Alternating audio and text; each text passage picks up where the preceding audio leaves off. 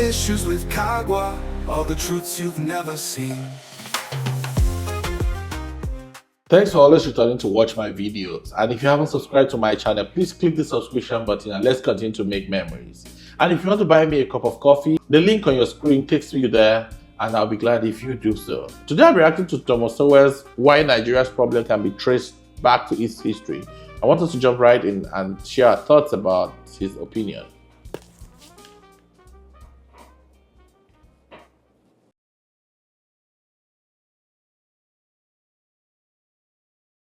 As in much of the rest of Africa, independence in Nigeria marked the onset of internal power struggles among the disparate peoples lumped together as a nation artificially created by the colonial power.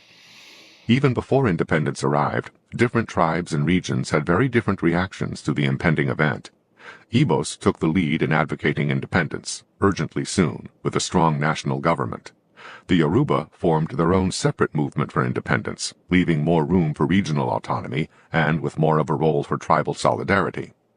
The more fundamental split, however, was between the southern Nigerians as a whole and the northern Nigerians, who saw that immediate independence would mean immediate domination of the north itself by southerners, who already predominated in many branches of both the public and private sectors of the north, and whose far larger educated classes would ensure such domination in the future.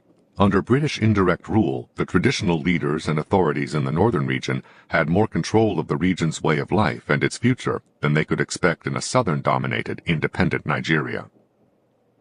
One thing I've noticed, Premier, when I've been here, is that northerners seem to have, I might almost call it, obsession about the Igbos. Could you perhaps explain that to me? Well, the Igbos are more or less the type of people whose desire is mainly to dominate everybody. If they go to a village, to a town, they want to monopolize everything in that area. If you put them in a labor camp as a laborer, within a year they will try to emerge as headman of that camp, and so on. Well, in the past, our people were not alive to their responsibilities, because you can see from our northernization policy that in 1952, when I came here, there weren't 10 northerners in our civil service here. Then I tried to have it northernized, and now all important posts are being held by northerners. Is this policy of filling all key posts in the north solely with northerners and not with other Nigerians a temporary or permanent one? In actual fact, what it is a northerner first. If you can't get a northerner, then we take an expatriate like yourself on contract. If we can't, then we can employ another Nigerian, but on contract too.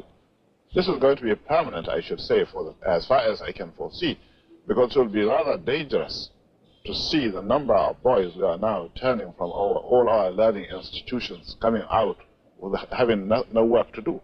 I'm sure whichever government of the day might be, it will feel rather embarrassed, and it might even lead to bloodshed. Doesn't this damage the idea, sir, of all people in all regions in Nigeria being fellow citizens of one country? Well, it might, but you are, new to our region, but how many northerners are employed in the east or in the west? The answer is no. And if there may be 10 laborers employed only in the two regions. The problem was not simply that there were differences of opinion, but that there were no established and mutually respected traditions for airing those differences with restraint and accommodation. Vitriolic polemics in the press and in the political arena became the norm. Epithets like fascist and imperialist stooge became common currency, along with unbridled expressions of tribal chauvinism. A northern political leader said to southerners, "We despise each other." He said, "We call each other ignorant," because one group had Western education and culture, while the other derived its education and culture from the East. He added, "To tell you the plain truth, the common people of the North put more confidence in the white man than in either their black Southern brothers or the educated Northerners." This was not mere hyperbole, as events later showed. Dates set for Nigerian independence in the 1950s came and went without independence, not because the British would not grant it, but because Nigerians could not agree among themselves as to when and in what constitutional form independence should come. After a date and a constitution were finally agreed to, policies of Nigerianization of government jobs currently held by Europeans were proclaimed. In the northern region, the policy was more specifically northernization, with emphasis on expelling southern Nigerians from these jobs, far more than expelling European expatriates. Even the first census after independence became embroiled in political controversy among tribes and regions, and was nullified amid charges of fraud. Riots, plots, and coups also marked the first decade of independence. In January 1966, Nigerian Prime Minister Balewa was assassinated in the course of a military coup. All these political events had strong ethnic impact in a country where no single group constituted even a third of the population, and where major geographic regions were the domains of different tribes or ethnic groups. That the assassinated prime minister was from the Muslim northern region, and most leaders of the coup were Igbo military officers from the Christian south, proved to be of fateful significance in the way the military government's acts were perceived, resisted, and then openly rebelled against. In June 1966, mobs in northern cities attacked the Igbos living in their midst, killing hundreds of them amid widespread destruction of property. This was only a faint foretaste of the larger tragedy ahead. In July, a counter-coup by Muslim military officers from the north drove the Igbo-dominated regime from power and killed its leader.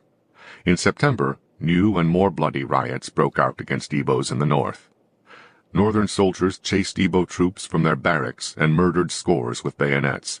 Screaming Muslim mobs descended on the Igbo quarters of every northern city, killing their victims with clubs, poison arrows, and shotguns. Tens of thousands of Igbos were murdered in the systematic massacres that followed.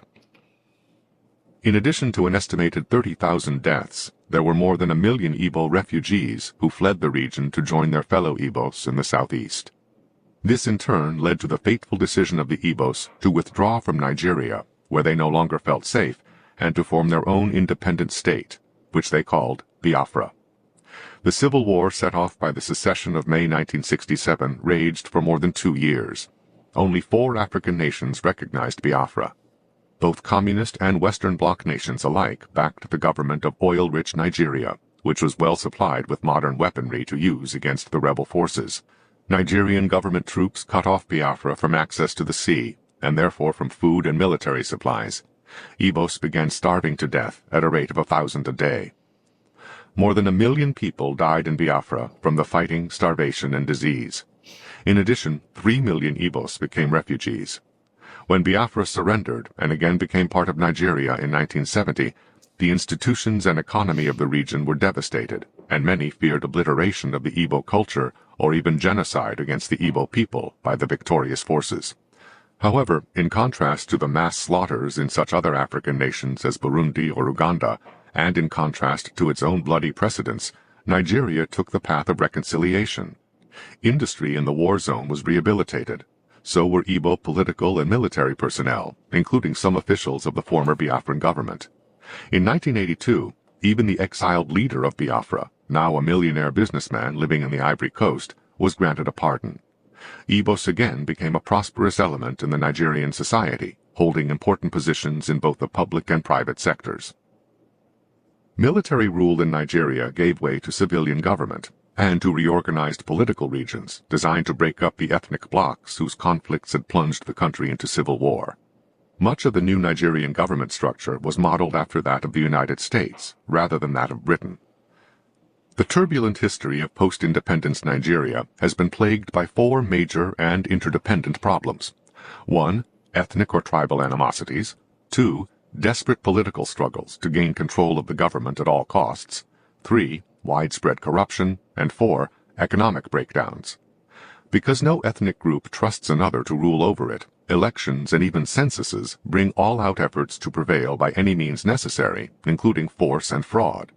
High voter turnout, which some equate with a healthy democracy, has been in Nigeria, and in some other countries, an indication instead of a fever pitch of political polarization. So too have been the drastic differences in voting support for candidates of different ethnic background from one region to another. Even in the 1979 election, held after a new constitution designed to mitigate ethnic politics, each of 5 presidential candidates received an absolute majority of the votes in at least one state, and less than 5% of the vote in another state or states.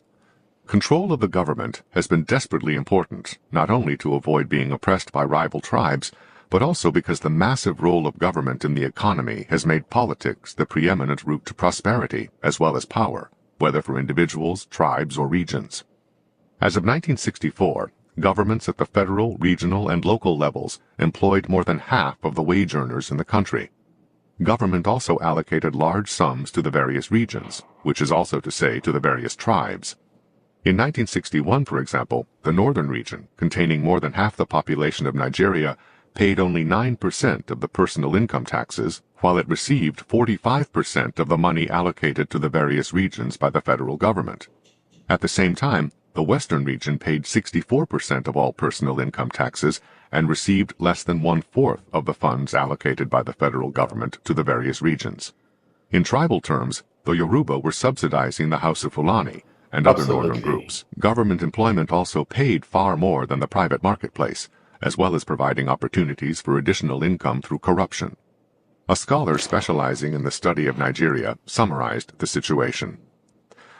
Legislators, ministers, and high-ranking civil servants could expect to earn from 7 to 30 times the pay of an ordinary government laborer, even without considering their car allowances, housing subsidies, and other emoluments. And such official earnings were trivial relative to what could be amassed through favoritism to private business concerns and diversion of public funds into private accounts.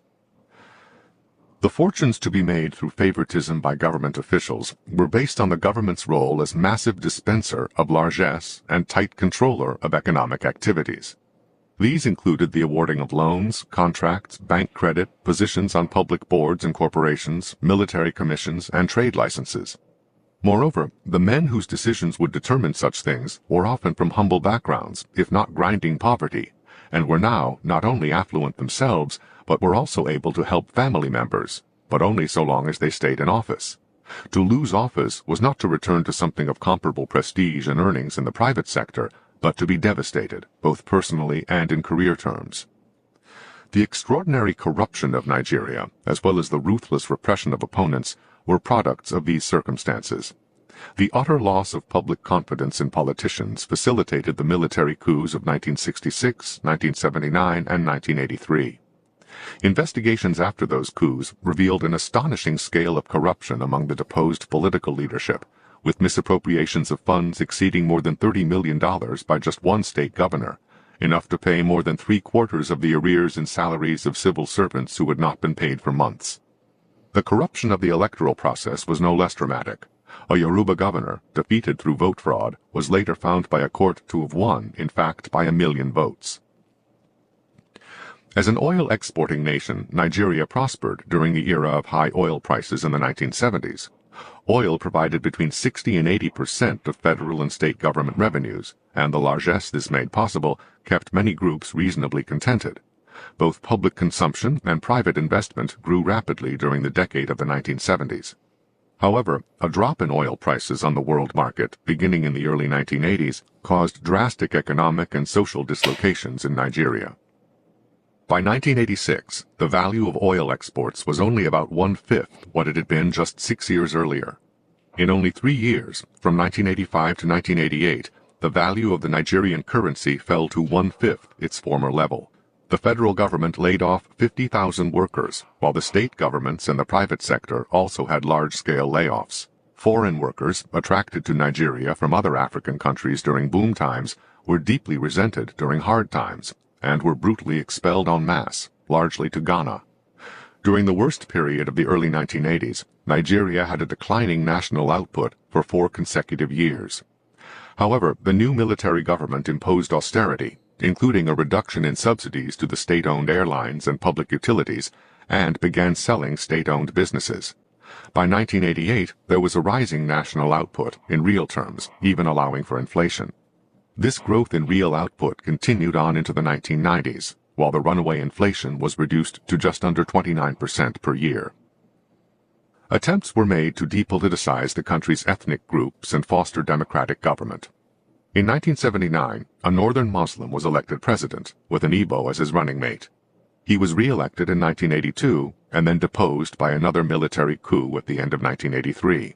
This new military regime was long-lived.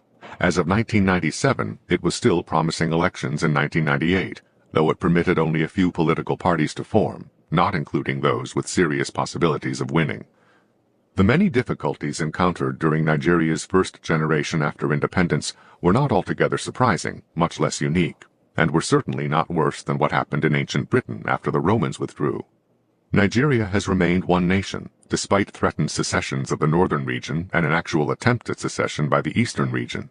Clearly, Nigeria learned some lessons from its economic, social, and political problems and attempted to apply those lessons in new constitutions and new policies. The more fundamental problem for Nigeria and other countries is whether one nation can copy the institutions of another nation and culture without the historical evolution of traditions that made those institutions viable. Standards of honesty are particularly difficult to synthesize. A 1997 international survey ranked Nigeria the most corrupt nation in the world. That's quite an interesting history there, in as much as there a bit of misinterpretation there. And from that history, it's clear that from the foundation of Nigeria, the founding fathers were more or less sectional leaders, and they wanted to hold their grounds in their various regions. I understood from the history of Nigeria, northern part of Nigeria was naturally disadvantaged in terms of education and all that. And the northern premier, the Southerner of Sokoto, wanted the north to catch up with the rest of the south, and he did invest massively in education, and he wanted every northern child educated, be it Christian or Muslim, and he embarked on that campaign and he invested in every child. But that's not the case today. Those who colonized Nigeria also didn't allow those who got educated initially to get into leadership. They wanted the north because they believed the north has civilized and centralized system of getting things done. But I also believe that was not the only reason. It could have been for other reasons, because when Nigerians began to travel abroad to acquire education, when they returned after acquiring education, they were always challenging a lot of things that the colonizers were doing and they were not comfortable with. And that brought a lot of them into conflict with these leaders. And those who went to school early in Nigeria were from the south. So sometimes I feel it was a way of trying to punish the south, that inequality in terms of balancing power was actually made. But Nigeria has come to become one today with her differences that led to the Civil War. And even during the Civil War, it was not the northern Muslim that completely struck in the coups and all that. Northern Christians were also involved. In that era in the military, religion and ethnicity was really played down. So it was more or less retaliation against the way the political leaders were killed, the way they were treated and eventually killed by those whom they also had helped in the past. So the history is quite revealing. It spoke heavily on a lot of facts about Nigeria, and it was an interesting piece that THOMAS Sowell captured in this clip. I enjoyed it. I believe you also enjoyed it, and I hope to see you in the next video. Real issues with Kagwa, all the truths you've never seen.